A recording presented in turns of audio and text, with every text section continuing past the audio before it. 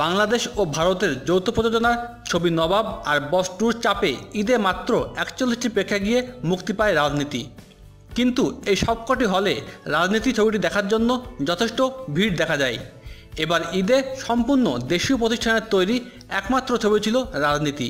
ছবির পরিচালক বুলবুল বিশ্বাস বললেন, আগামী ১৪ জুলাই রাজনীতি ছবিটি দেশের ১০০ প্রেক্ষাগৃহে প্রদর্শিত হবে।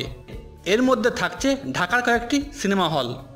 বুলবুল বিশ্বাস বলেন, রাজনীতি ছবিটি যে কয়টি প্রেক্ষাগৃহে মুক্তি পেয়েছে সেখানে দর্শকদের চাহিদা ভালো থাকায় এবার সারা দেশের শতাধিক প্রেক্ষাগৃহে মুক্তি পাচ্ছে। সামনে এই সংখ্যা আরও বাড়বে। এদিকে ছবির নায়িকা অপু বিশ্বাস চ্যানেল আই অনলাইনকে বলেন, আমি এখনও সিনেমা হলে গিয়ে ছবিটি দেখতে পারিনি। ঢাকায় মুক্তি পেলে আমি দর্শকদের সঙ্গে সিনেমা হলে বসে ছবিটি দেখব।